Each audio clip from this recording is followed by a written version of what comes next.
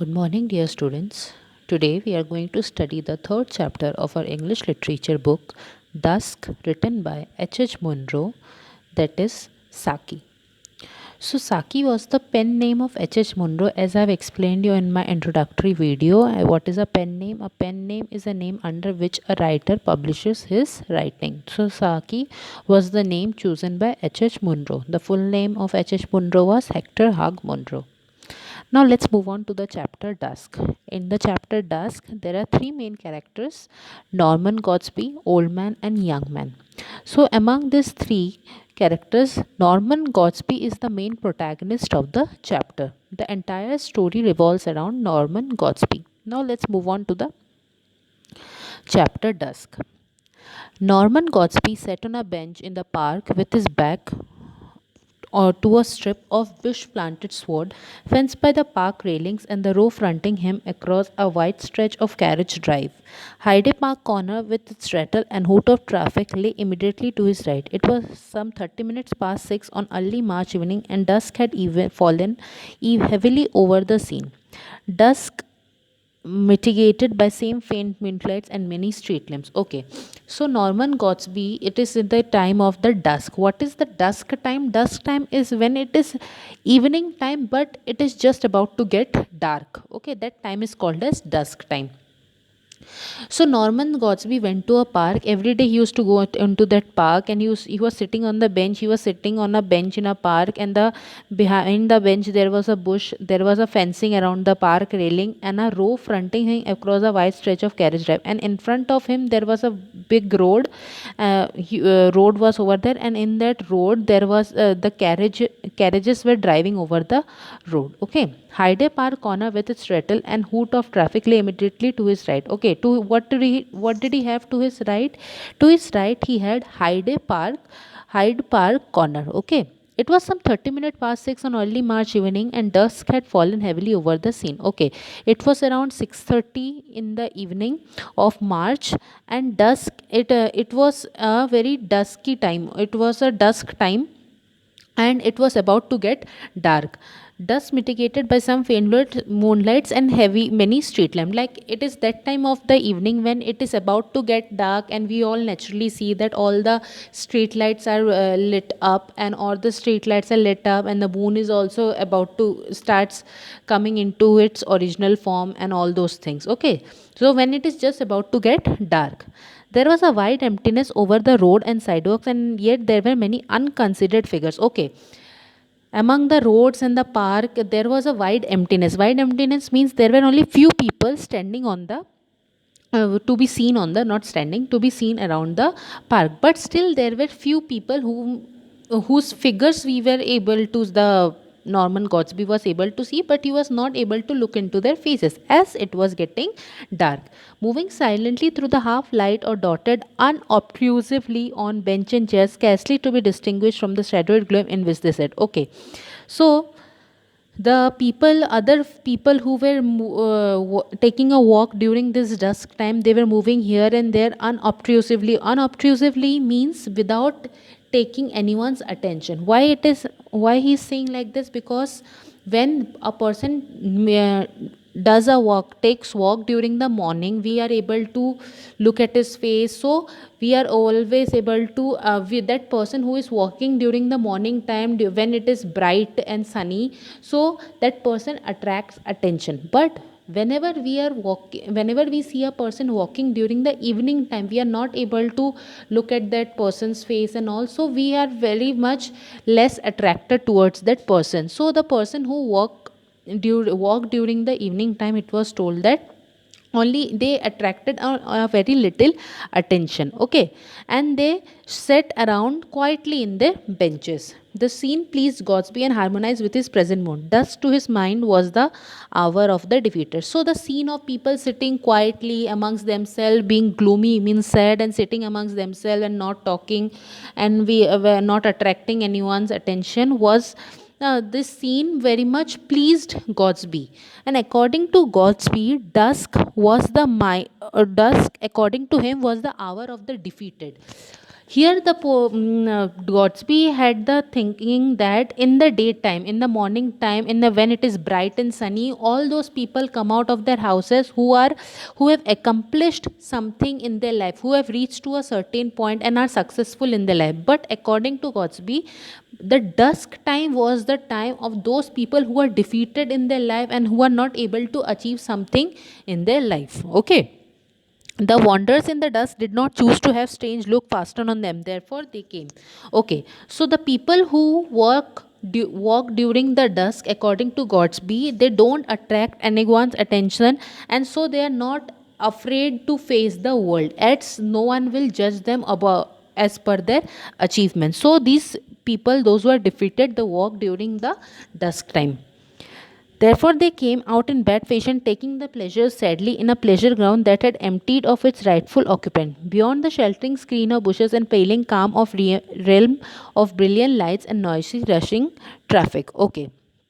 So the people here, Godsby is basically describing the people who used to come out during the dusk. According to him, the people who come out during the dusk are defeated in life. They are not able to make any big achievements in their life. They find their peace in darkness, so they come out in the time of the darkness, so that they need not face the entire world, and they need not face the judgments of the people, and they sit behind the bushes in the darkness, so that they could be freed from the lights and noisy rushing traffic. Here, lights and noisy rushing traffic means they need not face the people who have achieved something in life, or they need not face those people who are successful in their life as compared to the people who come out at dark. Okay. So Gatsby's imagination pictured things as he sat on his bench in the almost deserted work. Okay. So now Gatsby was thinking about all these things only, that how the people who come out at dusk are doesn't want to attract attention, and how they are defeated in their life, why they choose the dusk time to work during for having a work or coming out. So he was all doing all those things and making imaginations regarding all these things. Money travels did not press on him. He had so wished that he could have strolled into thoroughfares of light and noise. Okay, now Gatsby did not have any financial problem. Okay, he was having enough money for himself. But what did he wish? Had he so wished, he could have strolled into the thoroughfares light and light and noise, and taken his place among the jostling ranks of those who enjoyed the prosperity or struggled for it. Okay, so but he also wished that he also had some aspirations for himself in his life, and he also wished that he could also come out during the daytime in the bright, when it is bright and sunny, and he would be able to take a walk during the bright and sunny time when there is light all around and there is noise all around. He also had such kind of aspiration. He also had some aspirations in his life, and he was not able to fulfill those aspirations, because of which he used to come out at the time of dusk. So he's just wishing that if I would have also fulfilled all my aspirations and all, I would also have come out during the time of light and noise, and I would also be placed among those people, those successful people who have achieved something in their life, and I would also be able to walk during the daytime and when it is light and noisy. Okay. On the bench by his side sat an elderly gentleman with a drooping air of defiance that was probably the remaining vestige of self respect. Okay, so on his other side of the bench, now, an elderly gentleman was sitting next to him. Now, the elderly gentleman or the old man is the second character of this chapter. So he had a proper, while he was sitting, Gatsby examined him, and he had a drooping air of defiance. Okay, he was looking a bit disobedient or type of person, and that was the only thing which was left in him. Okay, in an individual who had ceased to defy successfully anybody or anything. So Gatsby examined this old man, and he observed that he was a bit disobedient, and he was, and that was the only thing which he had help in him, and he was also not able to achieve something in his life, just like Gatsby and all the remaining person who came out during that time. Okay, his clothes could scarcely be called shabby. At least they pass muster in the half light. Okay, okay. The clothes of the old man were a bit shabby. In poor condition, shabby means to be in poor condition due to lack of care. Okay, but they were satisfied when a little bit of light fell on those clothes. It was a bit satisfying. It didn't look that much dirty, but it was a bit dirty. But one's imagination could not have pictured the wearer embarking on the purchase of a half of a crown box of chocolate or laying out now 9 pence on a carnation buttonhole. Okay, but if someone would look according to Godsby, if someone would look into the look to the old man, he would realize that this man was not able to purchase, is not that financially stable or financially fulfilled, that he can't even purchase a half a crown box of chocolate. Half a crown means it is a quantity. Okay, this man can't even purchase a half a crown box or chocolate, or he even can't spend 9 pence. 9 pence is also an amount. Okay, he even can't spend 9 pence for a button hole. So by looking at that old man, Gosby is making all this judgments regarding that old man. Okay, he belonged unmistakably for to that forlorn orchestra to whose piping no one dances. Okay, now by his presence, Gosby understood that this old man belonged to an orchestra. Forlorn orchestra means a orchestra which has been shut or abandoned. Okay, so it was very clear from his presence that the old man belonged to a forlorn orchestra, and to a orchestra to which nobody enjoys. Okay, or no one dances. He was one of the world's lamenters who induce no responsive weeping. So Gosby again made a judgment regarding this old man, that this old man was one of the lamenters. A lamenter is a person who is in deep grief or deep sadness. Okay, so Gosby made a judgment about this old man again, that he is a deep lamenter, but he does not express his grief through weeping or crying. As he rose to go, Gosben imagined him to returning to a home circle where he was snubbed and of no account. Okay. So when the now finally the old man stood up and he was going back to wherever he came from. Okay. So when the old man stood up and he was going back, so Godsby thought that now started thinking about this old man, that now this old man will go back to his home circle. Home circle means his family members or whomsoever are staying in his family. And now this man will go back to his family members, and they will ignore him. Snub him means ignore him because he is not financially stable, or he may be going to a bleak lodging. Bleak lodging means not in a good, a lodging is type of a hotel, you can say, and bleak lodging means which does not provide with good facilities. Okay, or not with good hospitality. Okay, so either this person may go to a home circle where he will be ignored because he is not financially stable, or he will be going to a bleak lodging where his only motive is to pay a weekly bill at the beginning and the end of the beginning and the end of the interest he inspired. Okay, his only motive while staying over the bleak lodging is that he just need to pay the rent of that lodging. So all these things he is prejudging about. Godsby is judging about the old man ki, okay, like this may be his condition, that may be his condition, he looks like that. He is just making judgments about other people. As I've explained you during the character sketch of the chapter, that Godsby is always making judgments about other people. So he's just making a hypothetical situation in his mind, that now this man will go over in his family and they will ignore him, or he will go to a lodging and he will be he shall find it very difficult to pay the money and all those things. So all this he is thinking that okay, he might face all this thing. Okay, his retreating figure vanished slowly into the shadows. Now slowly, as the old man walked by, he slowly vanished into the shadow, and his place on the bench was taken almost immediately by a young man, fairly dressed, well dressed, but scarcely more cheerful of mien than his predecessor. Now as soon as the old man stood up, his place was taken by a young man. Now this young man was well dressed, but he was much more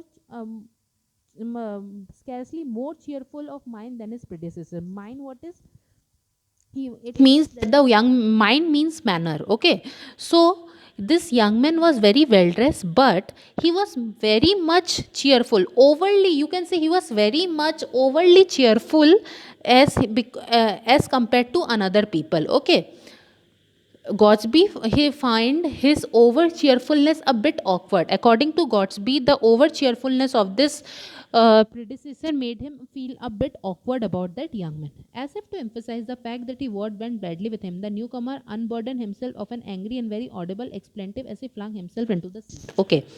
Now, as soon as the young man sat over them, he started uh, saying something in anger. He was angry and he was saying something among himself. He was murmuring something and he was saying very loudly, and Godsby was able to hear all those things which he was saying in anger. Okay, you don't seem in a very good temper, said Godsby, judging that he was expected to take due notice of the demonstration. Okay, now looking at all the tantrums of the young man, the Godsby questioned him, asked him that you don't look in a very good temper. So actually, this young man was making all these actions so that someone should ask him. He was actually indirectly saying through his actions, wanted indirectly through his actions wanted that Godsby should inquire him about his condition. Okay. The young man turned to him with a look of disarming frankness which put him instantly on his guard. Okay. Now, as soon as Godsby asked him something, the young man looked towards Godsby and he started saying everything very frankly.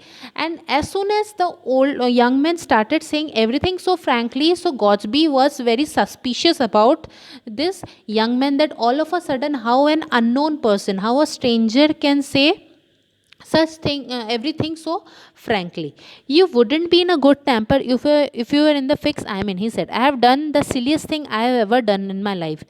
Yes, said Godsby dispassionately. Okay. So the young man replied that okay, if you were in my place, the young man was saying to Godsby that if you were in my place, you would also not have been in a good temper because I have done a very silly thing. So to this Godsby replied, yes. Came up this afternoon, meaning to stay at Patagonian Hotel in Berkshire Square, continued the young man. When I got there, I found it had been pulled down some weeks ago and a cinema theater run up on the site. Okay. Even though Godsby didn't ask what happened to him, why he was annoyed, and all those things, still he started explaining himself only that today, this afternoon, I came up over here and I wanted to stay at the Patagonian Hotel in Berkshire Square. And when he went over there, he came to know that it had been pulled down. It pulled down means the hotel had been shut few weeks ago, and in place of that hotel, a cinema theater has been started. The taxi driver recommended me to another hotel some way off, and I went there. Now, the further saying about his story, the young man says that the taxi in which I came to that hotel, and that taxi driver told me to go to some other hotel, and it was somewhere near. Okay, and then he went at that hotel. I just sent a letter to my people giving them the address, and then I went out to buy some soap. Then he says that then after that I wrote letters to the people whom I wanted whom I want to contact with, and I sent that letters. Then I gave them the address and I went to some shops outside to buy some soap. Okay, I had forgotten to pack any, and I hate using hotel soap. So he said that I went outside to buy some soap because I forgot to bring any soaps with me, and I don't like to use the soaps given in hotels. Then I strolled about a bit, had a drink at a bar, and looked at the shops. And when I came to turn my steps back to hotel, I suddenly realized that I didn't remember its name or even what street it was in. Then he said that after buying the soap, I strolled about a bit. Stroll means took a slow walk. Okay. Strolled a bit. He had a drink at the bar and he was looking around the shops around. And when he thought of returning to the hotel back, so he suddenly realized that he had forgotten the name of the hotel. Even he didn't knew the name of the hotel. Okay. Now moving further, there is a nice predicament for a fellow who hasn't any friends or connection in London. Of course, I can wire to my people for the letter, but they won't have got my letter till tomorrow. Okay. Now, further, he says that there is a nice predicament. Predicament means difficult situation. Okay. So, the young man himself only says that it is a very difficult situation for a person who is not having any friends in London. And obviously, I have sent a letter to the people whom I know, but they until tomorrow, and because today only I have the letter and they won't get the letter until tomorrow, and meanwhile I don't have any money. Came out with about a shilling on me, which went in buying the soap and getting the drink, and here I am wandering about 2 pence in my pocket and nowhere to go for the night. So he further says that when I came out of the hotel, I had only a shilling. Shilling in a currency, okay, it might be a currency. See, he said that when I came out of the hotel, I only took a shilling. Oh, I have the remaining money in my hotel, and that shilling of mine went in buying the soap and getting the drink, and now I have only 2 pence remaining in my pocket, and I don't know where I should go for the night, as I have forgotten the name of my hotel. Okay. Now there was an eloquent pause. Okay, after the story had been told. Eloquent means a long, you can say long pause. So eloquent, you can say a long pause for which clearly expressing, or eloquent means clearly expressing or indicating something. So he was clearly expressing, he gave that long pause so that the Godsby understands his situation and believes in his situation. After the story had been told, I suppose you think I have spun you rather an impossible yarn, said the young man, presently with the suggestion of resentment in his voice. So after the pause, the young man says that I think you are unable to believe whatever I have told you now, but it is true, said the and I know it is very difficult to believe, but it is true what has happened with me. Not at all possible, said Goodsby judicial. I remember doing exactly the same thing. Okay. So to this, Godsby replied, no, no, no, I believe whatever you are saying, because I also remember doing the same thing once. Now, this is the first part of the chapter. In the next class, we are going to study the remaining part of the chapter. Thank you.